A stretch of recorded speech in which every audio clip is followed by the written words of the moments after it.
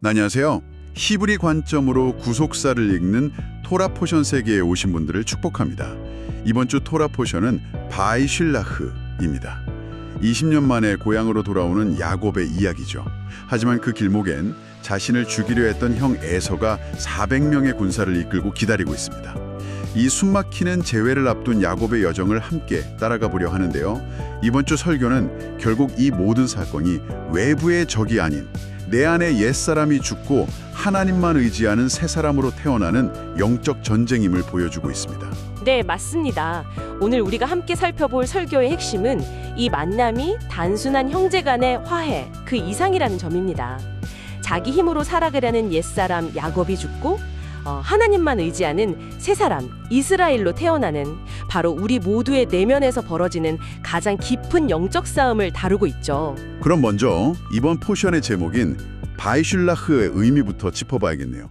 그리고 그가 보냈다는 뜻인데 표면적으로는 야곱이 에서에게 사자들을 보낸다는 의미잖아요. 그런데 설교에서는 이 보냄의 주체를 훨씬 더 크게 보고 있더라고요. 정확한 지적이세요. 창세기 32장 3절에서 야곱이 사자를 보내는 그 행동에서 제목이 시작되지만 그건 정말 시작에 불과합니다. 더 큰 그림을 봐야 해요. 바로 하나님께서 야곱을 그 외삼촌 라반의 집 하란에서 약속의 땅 가나안으로 보내시는 그림이죠. 야곱이 가는 게 아니라 하나님이 보내시는 거군요. 그렇죠. 이건 단순히 한 개인의 귀향 이야기가 아니고요. 훗날 이스라엘 민족 전체가 애굽에서 약속의 땅으로 돌아오잖아요. 더 나아가서는 마지막 때에 흩어졌던 하나님의 백성이 하나님 나라로 돌아올 것을 미리 보여주는 일종의 거대한 예표인 셈입니다. 역사와 하나님 나라의 회복이라는 엄청난 서사가 담겨 있다는 말씀이시군요. 김수건 목사님은 이 관점을 오늘을 살아가는 우리에게도 적용하시잖아요. 우리가 지금 이 자리에 있는 것도 하나님께서 각자의 목적을 위해 보내셨다는 관점으로 봐야 한다고요. 바로 그 지점입니다. 우리는 그저 내 발로 예배하러 왔다 이렇게 생각할 수 있지만 하나님의 관점에서는 우리를 이 말씀 앞으로 보내신 겁니다. 각자의 삶의 자리에서 하나님의 일을 드러내시려는 그 보냄의 목적을 깨닫는 것, 그것이 첫 번째 메시지라고 할 수 있습니다. 그런데 그 보냄받은 길 앞에 정말 어마어마한 장벽이 나타나죠. 형 에서가 400명의 군사를 이끌고 온다는 소식입니다. 와, 20년 만의 귀향인데 저라도 정말 눈앞이 캄캄하고 모든 게 끝났다고 생각했을 것 같아요. 그렇죠. 야곱은 극심한 두려움과 고통에 빠집니다. 그런데 바로 그 절망의 순간에 하나님께서 야곱에게 아주 특별한 광경을 보여주시죠. 바로 마하나임입니다. 마하나임. 제가 이 설교 들으면서 정말 인상 깊었던 부분이었어요. 두 개의 군대 진영이라는 뜻인데 이게 그냥 천사들이 널 지켜줄게 정도의 위로가 아니더라고요. 네, 그 차원을 넘어서는 거죠. 이미 그곳에 눈에 보이지 않는 하늘의 군대가 야곱의 진영과 함께 진치고 있었다는 거잖아요. 맞습니다. 하나님은 야곱에게 먼저 영적인 실상을 보여주신 거예요. 네 눈앞에 펼쳐진 이 싸움은 인간의 힘겨루기가 아니란다. 이건 영적 전쟁이고 너는 혼자가 아니야.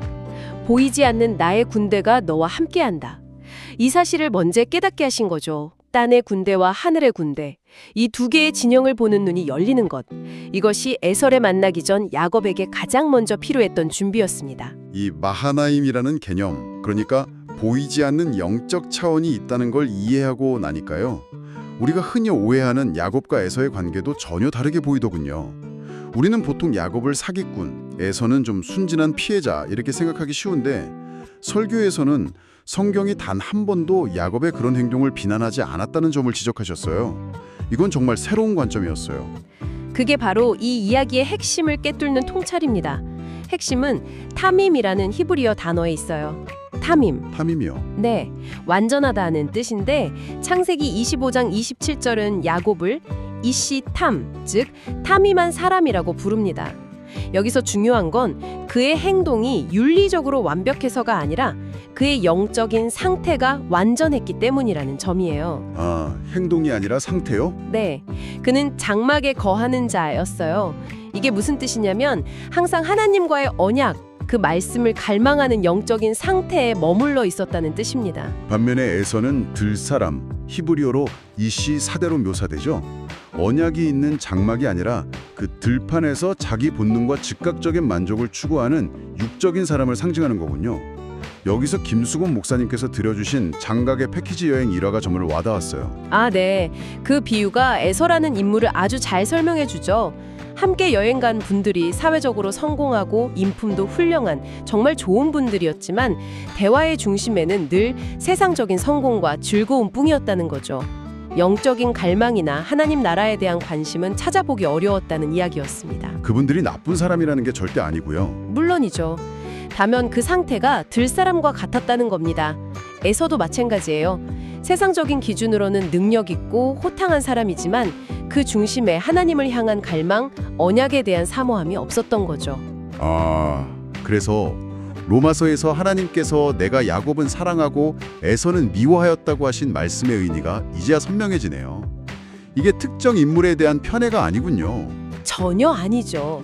하나님을 갈망하는 그 영적 상태는 사랑하시고 세상을 갈망하는 육적 상태는 미워하신다는 의미로 해석해야 하는 겁니다. 만약 에서가 야곱과 같은 영적 상태를 가졌다면 하나님은 에서를 사랑하실 수밖에 없었을 겁니다. 이건 하나님께서 어떤 상태와 연합하시는가에 대한 원리를 보여주는 중요한 말씀입니다. 그리고 이 육적인 상태를 대표하는 것이 바로 에돔의 영이군요. 에서가 곧 에돔의 조상이니까요. 맞습니다. 특히 구약의 마지막 책인 말라기서는요. 에돔을 단순한 한 민족이 아니라 하나님 나라에 대항하는 하나의 영으로 규정합니다. 말라기 1장 4절을 보면 에돔이 이렇게 말해요. 우리가 무너뜨림을 당하였으나 우리가 폐허를 다시 쌓으리라. 아, 이것이 바로 에돔의 영의 본질입니다. 하나님의 도우심 없이 자기 힘과 자기 의지로 다시 일어서려는 교만과 불신앙의 상징이죠. 그렇다면 그 에돔의 영이 오늘 우리와는 어떻게 연결되는 건가요? 단순히 그냥 교만하지 말라는 교훈 이상인 것 같은데요. 훨씬 더 깊은 이야기입니다. 그 에돔의 영은 바로 우리 안에서 역사합니다. 우리 안에요? 네, 내 판단, 내 경험, 내 의, 내 생각 같은 옛사람의 방식들 있잖아요. 그런 방식으로 하나님의 통치가 내 안에 임하는 것을 가로막는 모든 힘이 바로 내 안의 에돔인 겁니다. 더 나아가 설교에서는 이 영이 교회 공동체 안에서 형제들을 판단하고 공격하게 만들어서 언약의 성취를 방해하는 세력이 되기도 한다고 경고합니다. 아, 그게 심각하군요. 네. 마지막 때 성도가 성도를 고발하는 일이 일어나는 이유도 교회 안에 바로 이 육신의 생각으로 움직이는 사람과 영의 눈으로 움직이는 사람이 부딪히기 때문이라는 거죠. 이 모든 영적 갈등이 폭발하는 지점이 바로 야복 나루토에서의 씨름이군요. 야곱은 왜 형 에서를 만나기 직전에 이토록 혹독하고 외로운 싸움을 치러야만 했을까요? 외부의 적인 에서, 즉 눈에 보이는 에돔을 만나기 전에 자기 안의 진짜적 그 에돔을 먼저 꺾는 과정이 반드시 필요했기 때문입니다. 야곱이 지금까지 평생을 의지해왔던 자신의 육적인 힘, 자신의 잔계와 계산, 그 모든 옛사람의 방식을 먼저 부수는 싸움이었죠. 이 씨름은 야곱 인생 전체의 전환점이었습니다. 씨름의 절정에서 하나님은 야곱의 허벅지 관절을 치시잖아요. 이 행동에 담긴 상징적 의미가 정말 깊더라고요. 그냥 다리를 부러뜨린 게 아니었어요. 네, 히브리어로 예레크라고 하는 이 허벅지 관절은 단순히 다리뼈가 아닙니다. 고대 히브리적 관점에서 이곳은 인간의 힘, 생명력, 그리고 앞으로 전진하는 능력의 근원을 상징하는 부위거든요. 힘의 근원이요? 그렇습니다. 하나님은 야곱이 마지막까지 붙들고 있던 자기 힘의 가장 깊은 근원, 그 최후의 보루를 부러뜨리신 겁니다. 이로써 야곱은 이제 하나님이나 다른 누군가를 의지하지 않고서는 제대로 설 수도 걸을 수도 없는 존재가 된 거죠. 자기 힘의 근원이 완전히 부서진 바로 그 순간 역설적으로 그의 이름이 바뀝니다. 발뒤꿈치를 잡는 자, 속이는 자라는 뜻을 가진 야곱에서 하나님과 겨루어 이겼다 하는 뜻의 이스라엘로요. 그렇습니다. 자기 힘이 완전히 끊어진 바로 그 자리에서 비로소 하나님만 의지하는 사람으로 재창조된 것입니다. 여기서 이 승리는 야곱이 하나님을 이겼다는 뜻이 아니에요. 자기 자신과의 싸움에서, 자기 안의 에돔과의 싸움에서 이겼다는 뜻입니다. 아, 이제 야곱은 스스로 이기는 사람이 아니라 하나님이 승리하게 하시는 사람으로 완전히 바뀐 거죠. 그래서 야곱의 절뚝거림은 패배의 상징이 아니라 오히려 영광의 증표였군요. 바로 그겁니다. 이스라엘이라는 새로운 존재로 태어났다는 영광의 증표였습니다. 결국 바이실라후 설교가 우리에게 던지는 메시지는 명확하네요. 우리 인생의 가장 큰 싸움은 외부의 에서가 아니라 내 안의 에돔, 곧 나의 옛 자아와의 싸움이라는 것이죠. 맞습니다. 우리 각자에게는 건너야 할 자신만의 야복강이 있습니다. 내 힘과 꾀, 내 판단과 주장을 다 내려놓고 하나님의 힘에 온전히 의지하는 그 자리, 그 씨름을 통과할 때 우리는 비로소 이스라엘이라는 이름으로 살아갈 수 있습니다. 설교의 마지막 문장이 정말 깊은 울림을 줍니다. 에돔을 이기는 자는 사람을 이기는 자가 아니라 내 안의 옛 통치를 이기는 자입니다. 오늘 이 말씀을 들으신 당신에게 마지막으로 이 질문을 남기고 싶습니다. 당신의 삶에서 하나님이 부수시길 원하는 허벅지 관절, 즉 당신이 마지막까지 놓지 못하고 붙들고 있는 자기 힘의 근원은 무엇입니까? 전체 설교 원본 영상은 양산 리빙처치 채널에서 보실 수 있습니다.